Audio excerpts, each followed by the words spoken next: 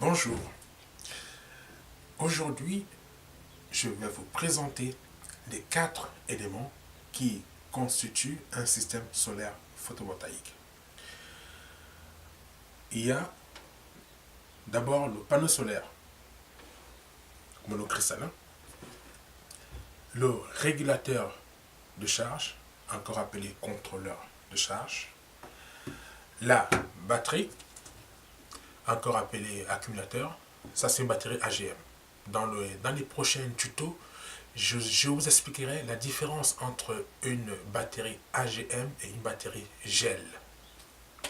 Et ça, c'est le convertisseur de tension, encore appelé onduleur. Celui-ci, il fait 1500 watts et c'est un pur sinus. Bien, sans ces 4 éléments, vous ne pouvez pas avoir du courant alternatif.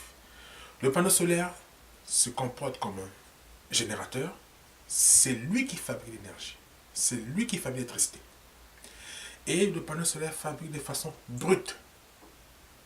Donc, c'est là où intervient le régulateur de charge, qui lui va réguler l'énergie que le panneau solaire va fabriquer, pour ensuite envoyer vers la batterie.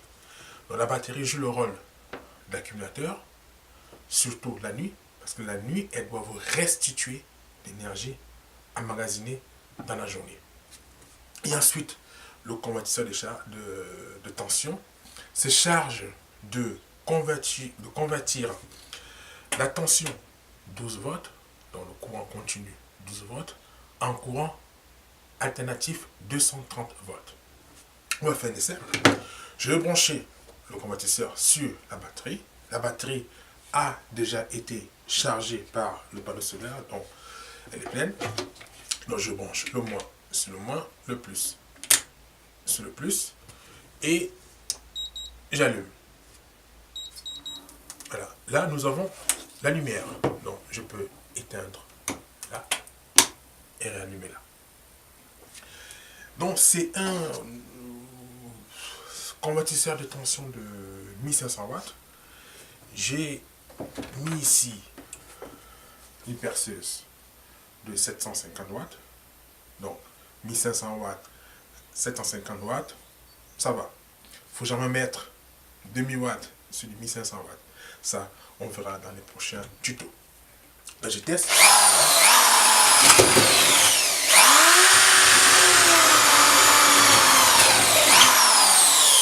Bien. Là, nous avons du 230 volts fabriqué grâce à l'énergie solaire. Si vous voulez, par exemple, alimenter votre congélateur, votre réfrigérateur, votre micro-ondes, grosso modo toute votre maison, c'est pas cet équipement qu'il vous faut. Il vous faut plus de panneaux solaires, plus de batteries, un gros onduleur et aussi un gros régulateur. En résumé, c'est ce que je dirai aussi au prochain tuto, c'est pour alimenter toute une maison, il faut un parc de batteries. Il faut dimensionner les batteries en fonction de votre consommation. Dimensionner également les panneaux solaires en fonction de votre consommation.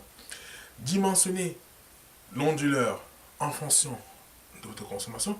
Par exemple, lorsque vous prenez l'électricité chez EDF, EDF vous dit qu'il vous faut du 6 kg, du 9 kg ou du 12 kg. C'est pareil pour le solaire. Il vous faut du 6 kg, du 9 kg ou du 12 kg. Non. Et pour que les 6 kg fonctionnent, ou les 9 kg fonctionnent, les 12 kg fonctionnent, il faut assez d'énergie, donc assez de batterie, et il faut aussi capter assez aussi d'énergie grâce aux panneaux solaires. Donc, pour le dimensionnement, je ferai un tuto spécial dimensionnement pour vous expliquer comment vous pouvez de vous-même faire une installation et dimensionner votre système solaire photovoltaïque. À bientôt.